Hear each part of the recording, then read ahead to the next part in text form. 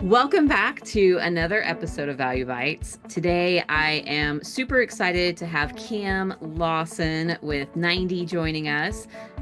Dr. Cam, let's kick things off with just a quick intro, a little about you, your PhD study, and what you do at 90.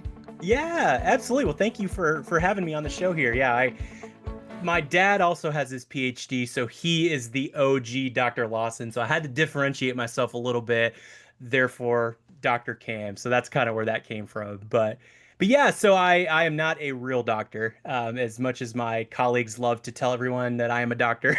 And then it is always followed with, "Oh, what do you practice?" And I have to tell them communication. And you can see the look of disappointment on them when they realize that I am not a life-saving doctor. But it is a well worth it initiative anyways. I love communication, and I do think it does help organizations. So we can dive a little bit into my PhD. Obviously the degree is very broad. It's in strategic communication, but for my dissertation, I had to just pick something to go after. And people always are interested in it because it's just a fun, juicy, relevant topic. But it was basically the influence of social media comment sections, specifically Facebook comment sections, and how that has led people to be very uncivil, so very rude to one another. So I studied how the structure of Facebook comment sections influences the way people behave. So super fun. I don't know if you've ever spent time on Facebook comment sections, but you usually don't have to go very far to find the scum of the earth. So Yeah, no, that's an area of life that I try to avoid. you are But I'm wise. super curious of if there's any intersection here of anything that surprised you or that you came across during your research into this online incivility and kind of bringing in digital structure to that that you could apply to the work you do at 90 or what Yeah, 90 does for business owners. absolutely. Yeah, you kind of go in with some preconceived ideas, and it's not like there was any earth-shattering. I kind of knew this is the structure is definitely influencing. I mean, it's rewarding engaged with content, right? So emotional, polarizing content is typically what it's going to show you first because it's like, well, lots of people interacted with that, so therefore it must be very good. And so that dictates the conversation. But I think the probably one of the biggest things that I took away from was just how much the structure and the design of it is actually influencing the way people behave. So the theory that I used, nobody's ever heard of this theory. My dad loved it, so he kind of was like, "You should totally use this theory. It would work perfectly." But it's the theory of structuration by Anthony Giddens. And basically what it is there's this concept that there's agents that are, let's just for keeping the Facebook thing, the users on Facebook, right? The individuals, they are behaving in a certain way, which then is reinforcing the way that the structure is behaving. And then the structures are influencing the way that the users behave. So it's this vicious cycle that we see on social media. And so I took kind of the structure angle of it.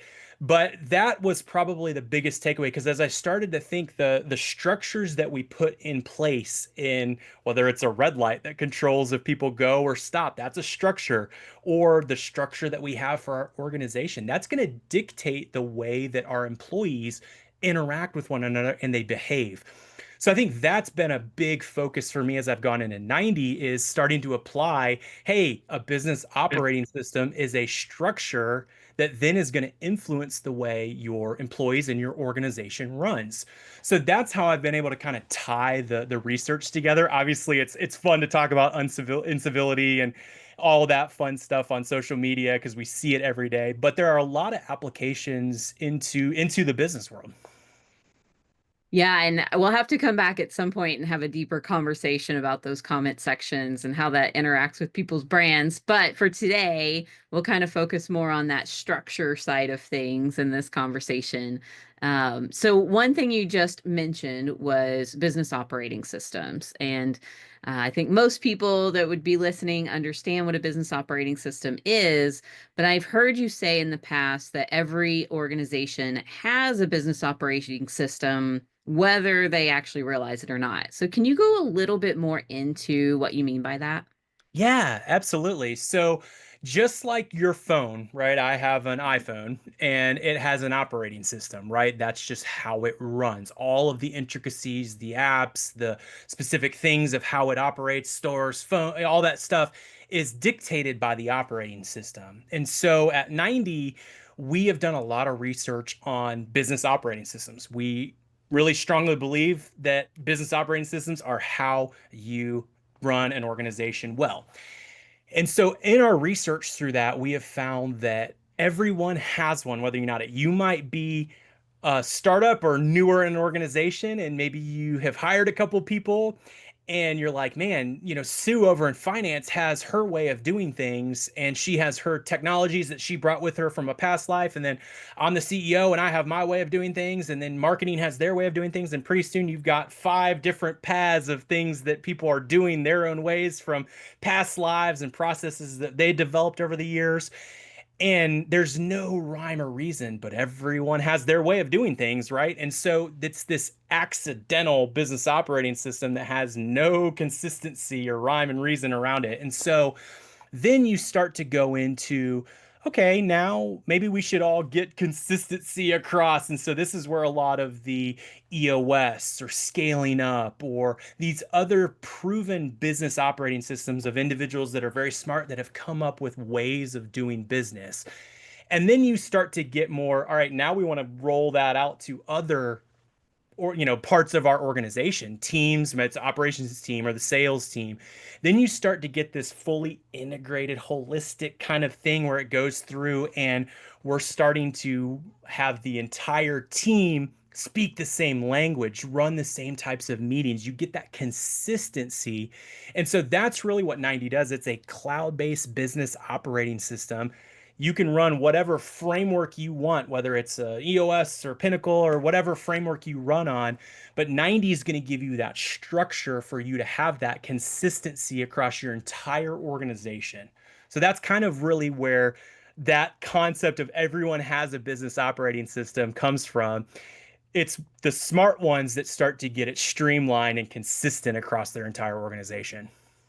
Yeah, it sounds like some of these accidental operating systems could actually be like causing more problems than they are helping things, when people are sort of going rogue and doing their own thing. And, technically it's an operating system, but it's kind of a duct tape mess of an operating system. Well, a lot Uh, of it comes down to you a lot of times have a CEO or the founder of the company that just white knuckles their way through. They've gotten, so far with just being the one that kind of has everything in their brain.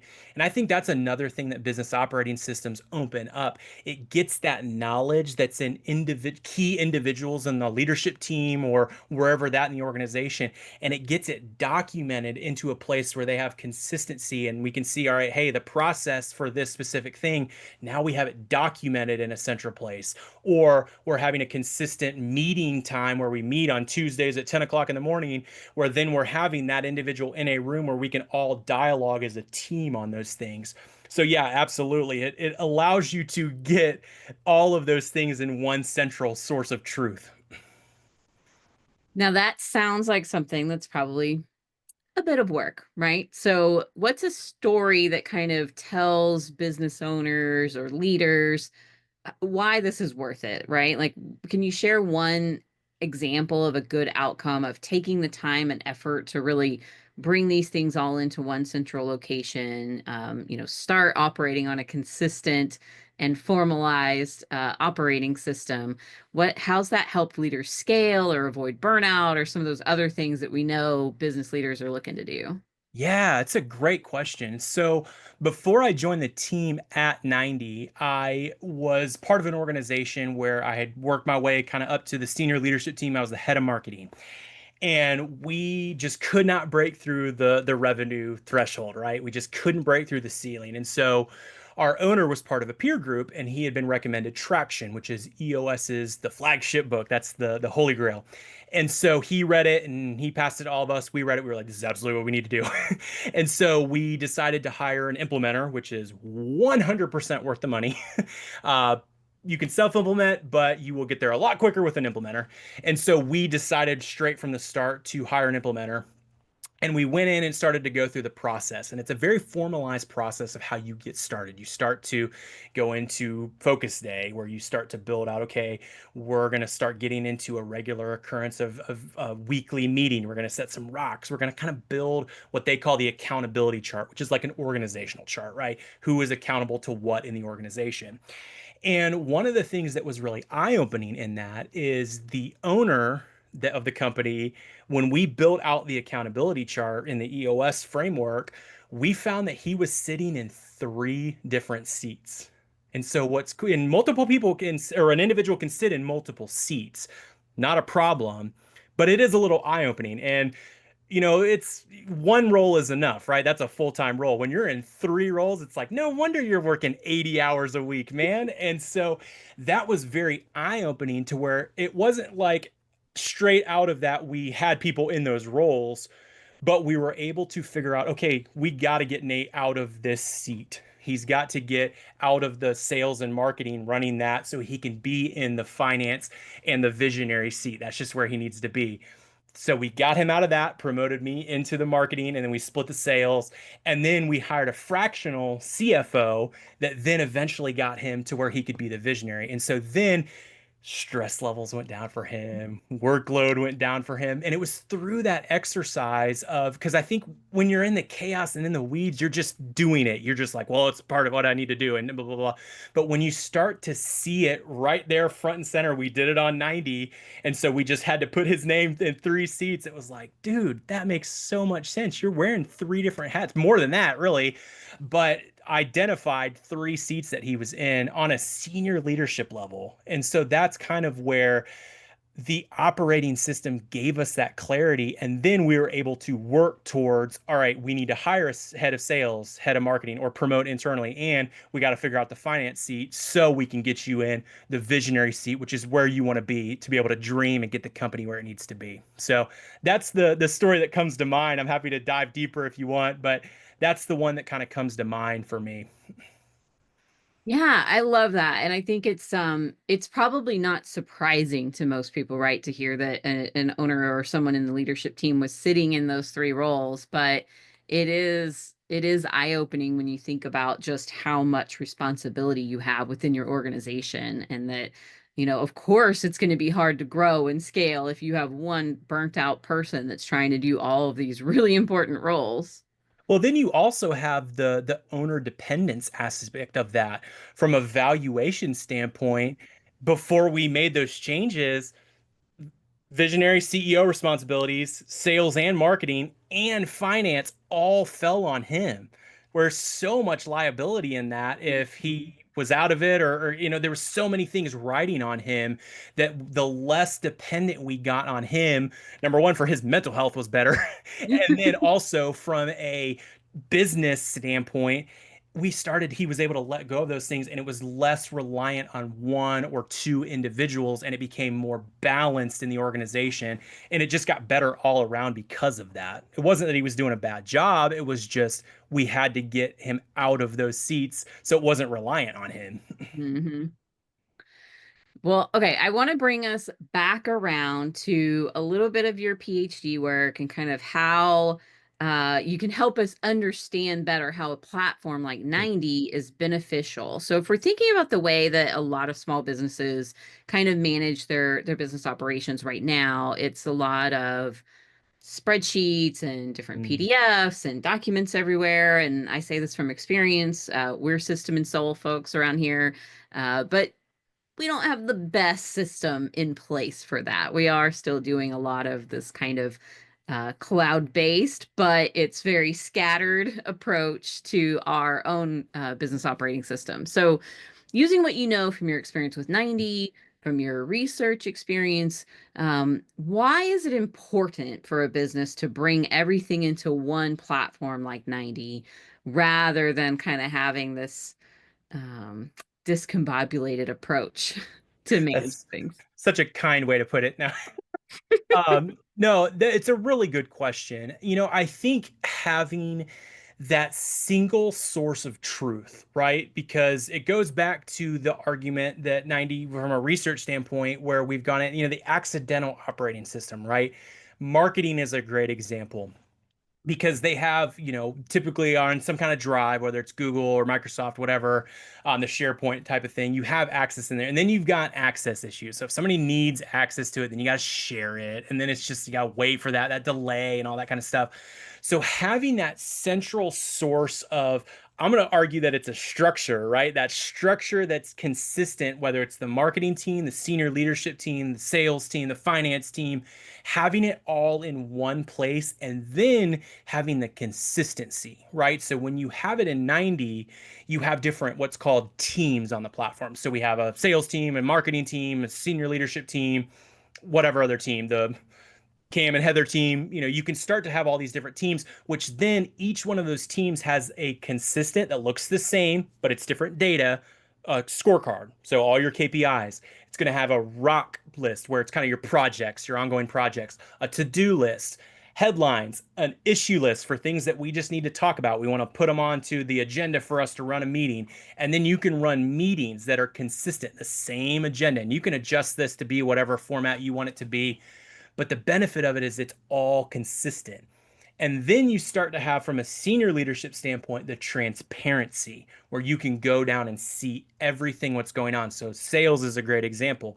How are my sales reps doing? How's our sales team doing? How's sales rep A, sales rep B, sales rep C? Leadership is able to go in, all right, I'm going to go into this team and I'm going to see from a KPI standpoint, are they hitting their numbers? Are they bringing in what we need?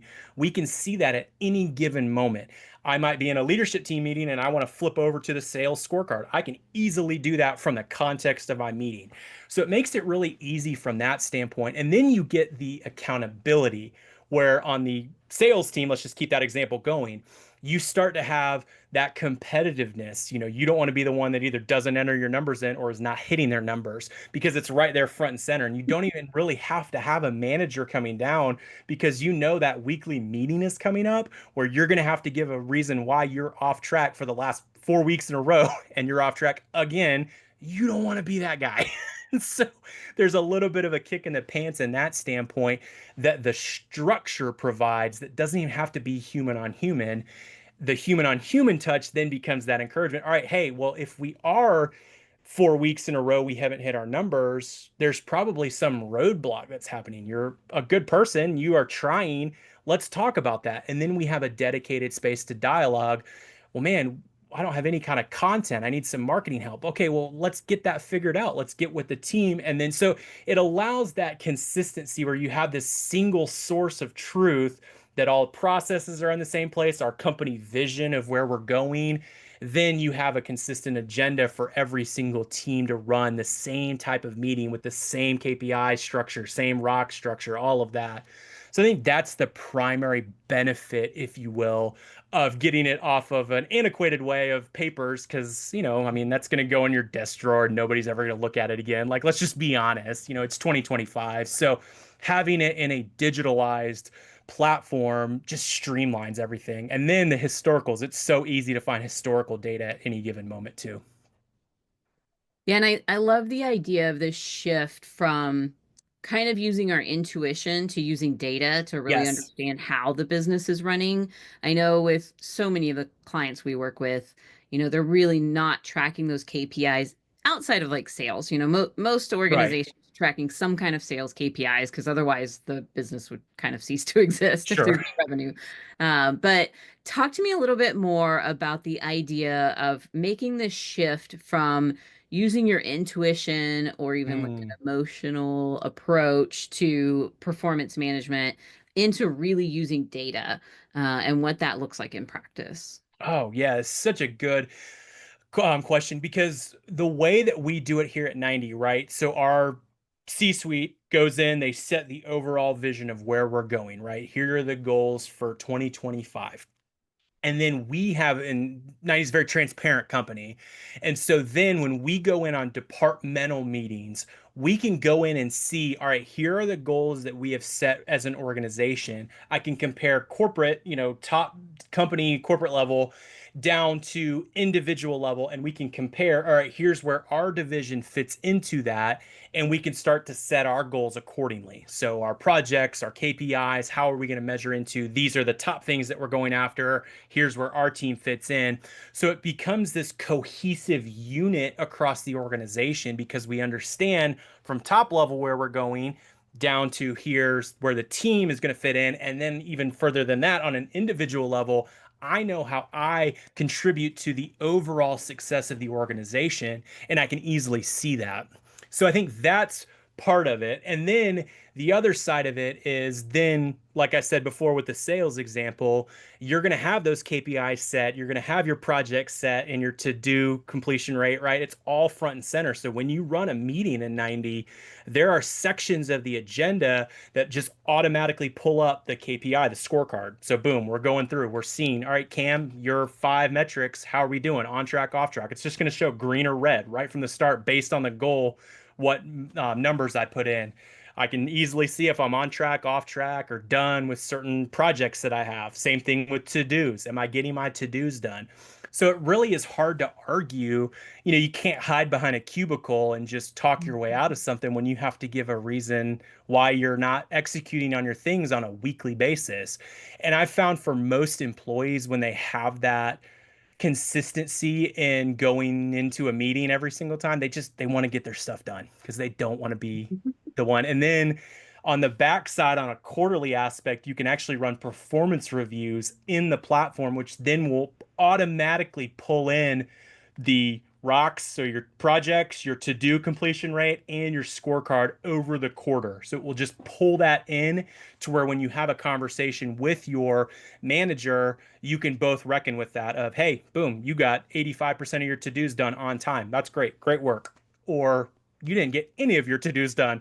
What in the world is going on? It's kind of hard to argue. It's an objective way to look at things. So that's another side of it. And ideally, you're catching that before you get to the quarterly, right? Because on a weekly basis, you're checking in on those things. So we can pivot and course correct on a weekly basis before we get to the quarterly and hopefully have not get to a point where you didn't get any of your to-dos done, that kind of thing. You've caught it before that, but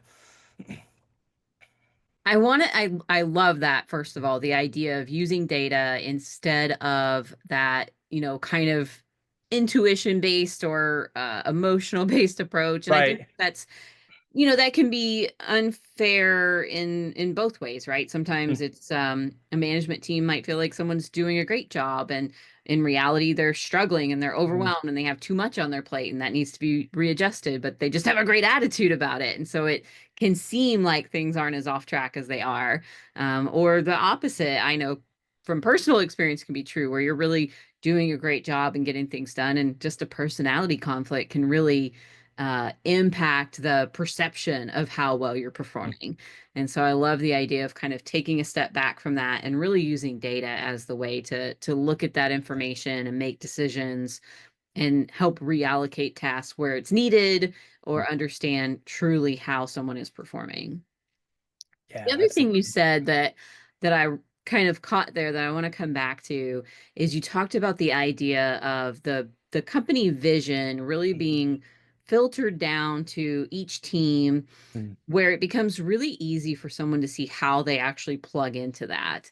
And I know before you've mentioned that the idea of knowing what your company's core values are, what that vision is, knowing that by heart was something that you'd never had really been able to like latch onto. But with 90, you know what that is and you can rattle it off the top of your head. And so I'm curious how 90, or even just this concept of bringing everything into one place and having this visibility and everyone being able to see how they fit into the puzzle piece for the vision, and knowing the company's core values, how do y'all help facilitate that so that it's visible to everyone and people within the organization can actually live up to that vision? Oh, I love this question. So the way that 90 does it, and that is absolutely true what Heather said. We had talked about that before, that 90 is really the first organization that I've been able to recite verbatim in order, our core values. Like obviously when you're in it, in an organization, it's like kind of know they're probably on the wall, like, that kind of thing. But with 90 is probably the first organization that has really taken it seriously in the fact that we go in on a almost a weekly basis where we even have a Slack channel for core value shout outs. So we give the opportunity for people to call out specific mentions and we name the core value, name the individual, and talk through the exact thing that happened of how they lived that out. So that's a consistent channel, right? There is a consistent day that we go in and we can share those. And so that's every week. And then on a quarterly basis, you are also reviewed based on that. So in 90 in the platform, it's going to take when you enter in, if it's EOS, VTO, or your vision part, you're putting in your core values, you document that on 90. When you run that performance review on top of the individual data, like the to-dos, the rocks, all that, it's going to add a part where we can go in and rate on the core values. So I rate myself and my manager will rate me on how I'm executing on and living out the core values. So I can get a plus minus, or a minus on those. So on a quarterly basis, I'm getting reviewed on how I'm living out these core values. So I think both of those where you have that weekly touch point where we're constantly being not bombarded in a bad way, but just we're constantly talking about it. That's drilling it into each individual. And then we're also empowering, it's not just managers that are doing that. It's lower level employees that can call out things that their teammates are doing or their manager is doing. So it penetrates all the way down through to new recruits to where we're starting to even hire based on those. We're asking questions based on, hey, give me an example on how you know, went the extra mile.